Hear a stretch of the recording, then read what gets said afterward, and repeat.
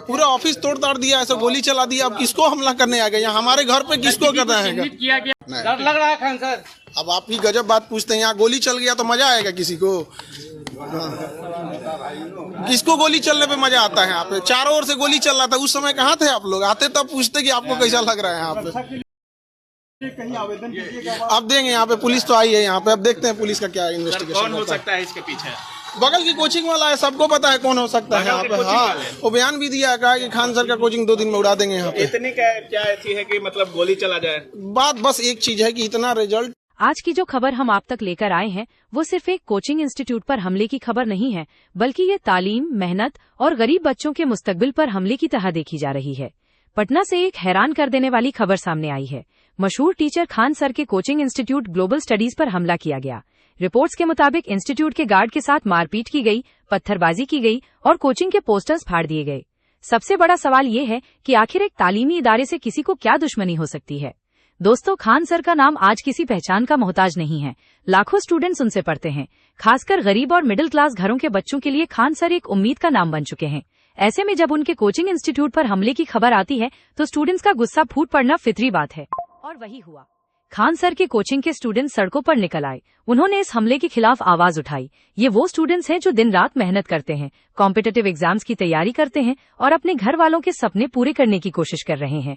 सोचिए, एक तरफ वो बच्चे हैं जो अपनी जिंदगी बदलने के लिए किताबें लेकर बैठे हैं और दूसरी तरफ वो लोग हैं जो पत्थर लेकर कोचिंग पर हमला कर रहे हैं। आखिर इससे क्या हासिल होगा? क्या किसी की तरक्की देखकर उसको रोकने की कोशिश की जा रही है? क्या गरीब बच्चों को पढ़ाने वाला एक टीचर कुछ लोगों को पसंद नहीं आ रहा? ये सवाल आज सोशल मीडिया पर भी उठ रहे हैं। क्या घटना घटी? क्लासेज यहाँ ओवर हो गई थी और अभी बिहार पुलिस का रिजल्ट आया तो हजारों की संख्या में रिजल्ट हुआ। तो सब लोग बच्चों को सम्मानित करके थके हुए थे लोग, सारे लोग आए। कुछ असामाजिक तत्व लगे कि कहें कि कोचिंग उड़ा देंगे 2 दिन के अंदर, और गार्ड को मार के इतना लहूलुहान कर दिए कि अभी वो एडमिट है यहाँ पे। अभी देखिए क्या हो रहा है यहाँ पर, उसके बाद देखते हैं हम लोग यहाँ पे। लेकिन ये एकदम असामाजिक तत्व कोचिंग वाले हैं सब, ये 1-2 तो यहाँ अभी उसको बयान दिया है, वो अभी हॉस्पिटल में है। वजह क्या है? क्या सर, क्यों ऐसा कर रहा है? कहना ये है कि सस्ते फीस में क्यों पढ़ा रहे हो कि इतना रिजल्ट हो जाएगा यहाँ पे। मेन यही है कि इतने कम फी में इतने लोगों को ना पढ़ाया जाए।